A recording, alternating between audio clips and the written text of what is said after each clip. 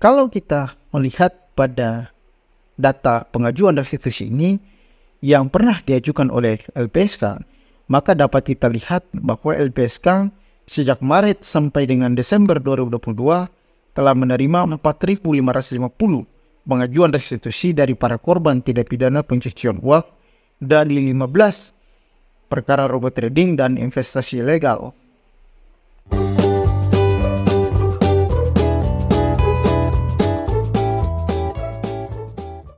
Jumpa lagi bersama saya Alvin Soisa dan selamat datang di Chess Channel Hukum. Seperti biasa, kita akan membahas beragam isu hukum yang sering muncul di tengah masyarakat kita. Hari ini perhatian kita akan tertuju pada suatu dilema serius di dunia kriminal, yaitu tentang ganti rugi bagi para korban penipuan investasi bodong dan praktik robot trading ilegal yang semakin marak terjadi di Indonesia akhir-akhir ini. Sebelum saya sampai pada inti penjelasan saya ingin mengatakan bahwa dalam era modern ini, perkembangan secara pesat terjadi di berbagai aspek kehidupan, termasuk ilmu pengetahuan, dan sayangnya perkembangan ini juga terjadi dalam ranah kejahatan. Terkadang ketika suatu kejahatan itu terjadi, kita cenderung fokus pada upaya menghukum pelaku dengan seberat-beratnya dan seadil-adilnya tanpa mempertimbangkan kepentingan korban untuk mendapatkan perlindungan dan pemulihan dari dampak kejahatan yang menimpa korban. Coba kita bayangkan misalnya jika kita atau kerabat kita menjadi korban suatu tindakan kejahatan penganiayaan. Kemungkinan besar kepuasan kita sebagai korban hanya akan terwujud jika pelaku kejahatan itu dihukum dengan seberatnya, sesuai dengan kejahatan yang dilakukannya. Namun bagaimana jika kita adalah korban penipuan investasi bodong atau skema robot trading yang merajalela belakangan ini di masyarakat Indonesia? Saya kira jelas bahwa kepuasan kita sebagai korban tidak hanya terletak pada penghukuman yang dijatuhkan kepada pelaku tindak pidana, melainkan juga pada kemampuan untuk mendapatkan ganti rugi yang sesuai dengan nilai kerugian yang kita alami. Pertanyaan mendasar adalah bagaimana cara kita memperoleh kompensasi dan ganti rugi dari pelaku tindak pidana penipuan sehingga hak-hak kita bisa dipulihkan dan ada efek jera bagi pelaku tindak pidana itu. Pada konteks inilah sejak tahun 1937 telah muncul berbagai pemikiran yang ingin menempatkan perhatian pada korban tindak pidana yang digagas oleh seorang ilmuwan bernama Benjamin Mendelsohn yang kita kenal di dalam ilmu hukum sebagai viktimologi. Ilmu viktimologi ini digunakan untuk mengkaji lebih dalam mengenai korban kejahatan yang menganggap kejahatan itu dapat terjadi karena adanya hubungan antara pelaku dan korban. Hubungan antara pelaku dan korban kejahatan dipelajari tidak saja dari aspek penderitaan korban, tetapi juga bagaimana peranan korban yang mengakibatkan terjadinya kejahatan itu. Dari pemikiran inilah yang kemudian berkembang beragam gagasan tentang kompensasi atau ganti rugi bagi mereka-mereka yang menjadi korban kejahatan. Mungkin Anda sendiri pernah mendengar istilah kompensasi dan restitusi bagi korban kejahatan.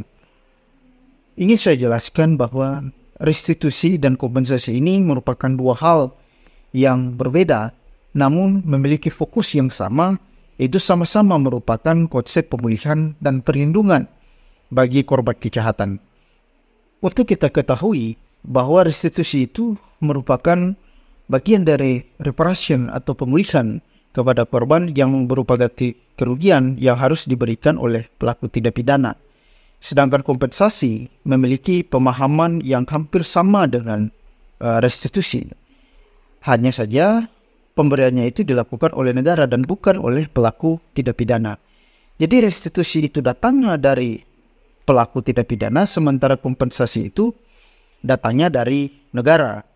Pertanyaannya adalah, mengapa negara juga harus bertanggung jawab dalam memberikan kompensasi terhadap atau kepada korban kejahatan. Salah satu alasan yang berkembang adalah karena negara itu dianggap turut bersalah dalam terjadinya korban. Karena itu sudah sewajarnya lah negara memberikan kompensasi kepada korban itu sendiri. Kalau kita lihat di kalangan masyarakat, di dalam kehidupan berbangsa kita, berbagai fakta yang ada menunjukkan bahwa terjadinya suatu kejahatan atau tindak pidana itu disebabkan tidak hanya pada persoalan peranan korban di dalamnya, namun juga karena negara juga yang diwakili oleh pemerintah tidak dapat memberikan rasa aman kepada masyarakat terkait keamanan pada fasilitas umum, kendaraan umum misalnya, dan berbagai tempat umum lainnya, sehingga memberikan risiko yang besar untuk terjadinya kejahatan yang menimbulkan korban.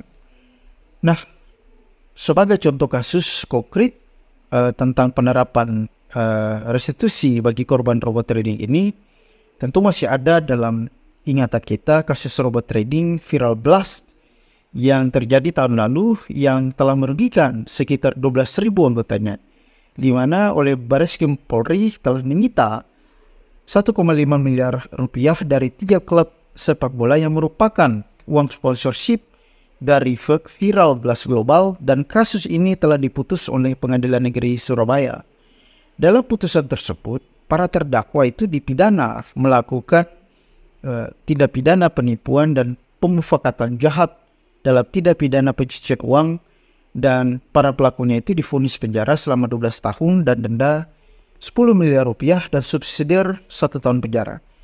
Pada putusan hakim atas terdakwa itu, hakim menetapkan barang bukti berupa rekening, tabungan, dan sejumlah uang tunai serta benda bergerak dan tidak bergerak diserahkan kepada Lembaga Perlindungan Saksi dan Korban untuk dibagikan secara proporsional kepada para korban melalui prosedur restitusi.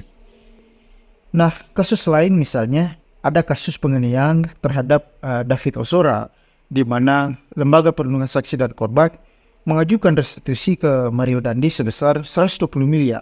Restitusi itu merupakan biaya ganti rugi yang harus dibayarkan kepada korban penganiayaan Mario Dandi.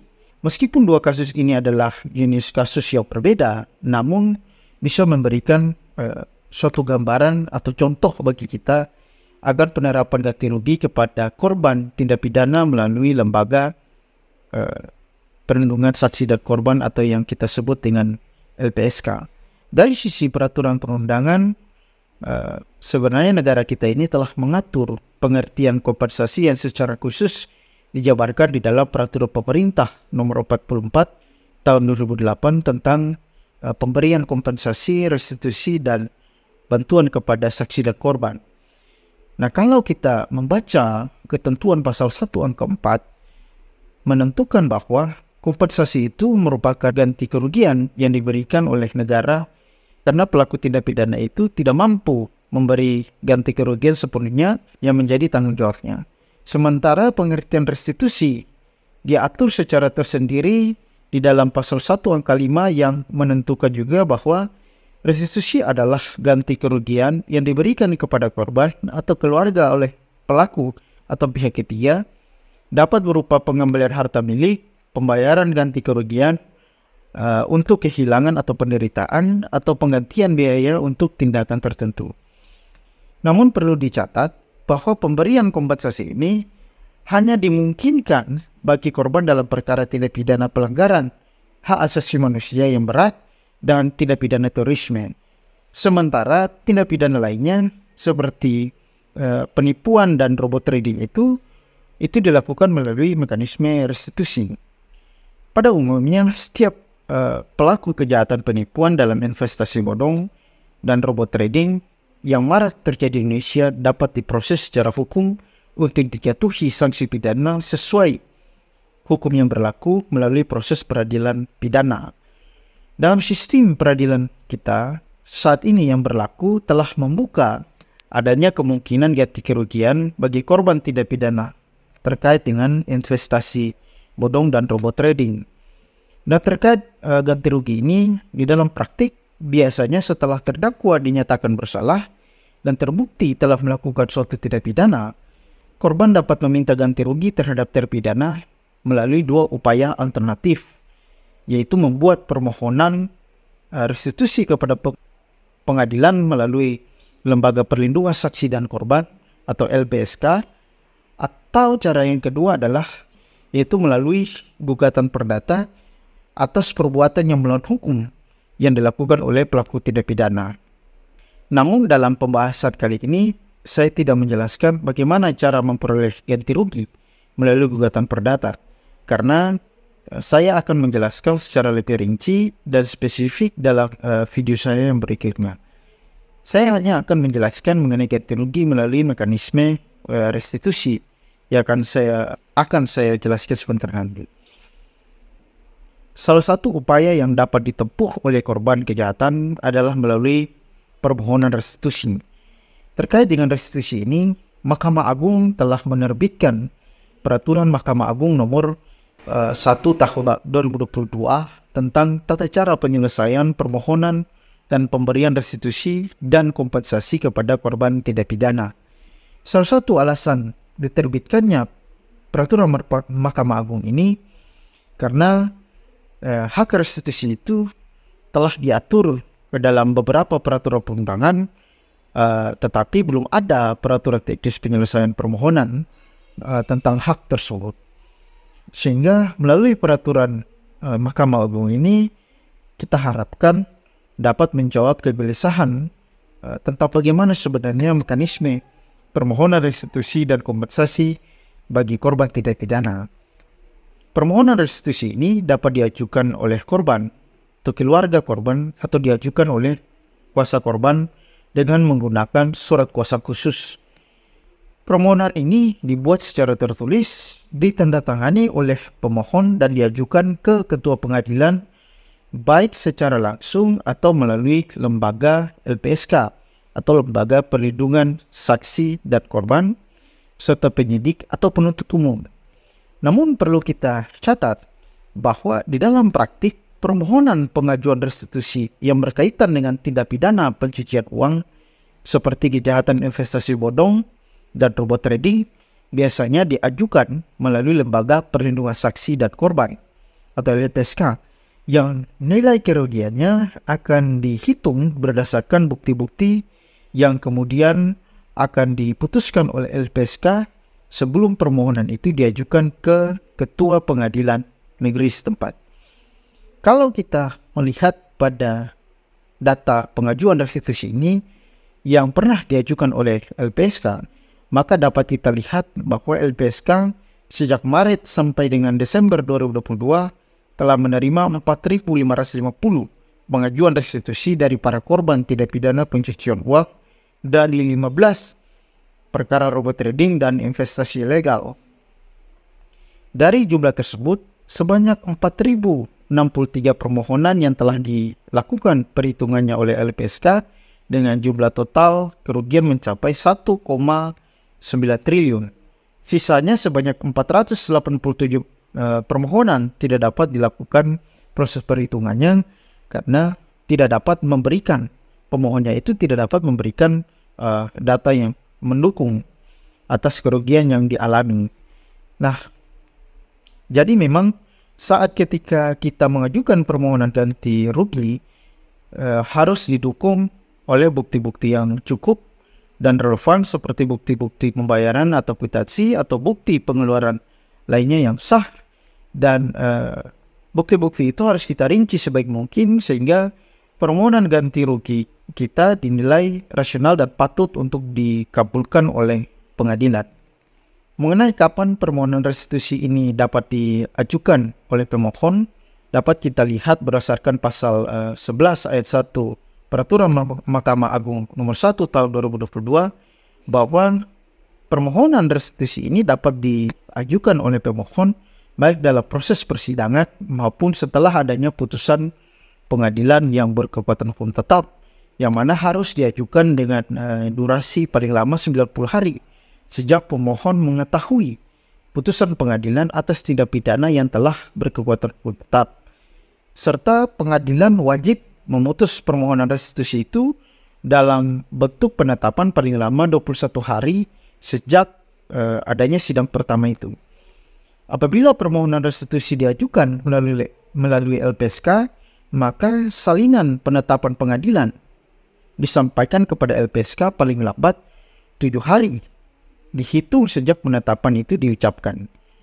Bentuk kerugian yang berhak diperoleh oleh korban itu diatur di dalam pasal 4 Peraturan Mahkamah Agung nomor 1 tahun 2022 yang menjelaskan bahwa korban yang mengajukan restitusi berhak memperoleh restitusi berupa ganti kerugian atas kehilangan harta kekayaan dan atau penghasilan, kemudian ganti rugi baik material maupun imaterial yang ditimbulkan sebagai akibat penderitaan yang berkaitan langsung dengan tindak pidana yang dilakukan oleh pelaku, dan ada penggantian biaya perawatan medis, psikologis, atau kerugian lain yang diderita korban sebagai akibat tindak pidana, termasuk biaya transportasi dasar, biaya pengacara, atau biaya lain yang berhubungan dengan proses hukum yang dilakukan oleh korban. Mengenai syarat administratif untuk mengajukan permohonan restitusi, syaratnya adalah permohonan itu harus memuat identitas pemohon, itu ada identitas korban, dalam hal pemohon bukan korban sendiri, dan ada uraian mengenai tindak pidana, identitas terdakwa atau termohon, lalu ada uraian kerugian yang diderita dan besaran restitusi yang diminta. Lebih lanjut mengenai tata cara mengajukan permohonan restitusi, secara lebih spesifik akan saya bahas di kesempatan yang lain. Jadi jangan lupa ikuti terus informasi menarik dari channel ini. Terima kasih telah menonton video ini. Kiranya penjelasan yang saya berikan bisa bermanfaat bagi rekan-rekan dalam menambah pengetahuan seputar persoalan hukum, dan sampai jumpa.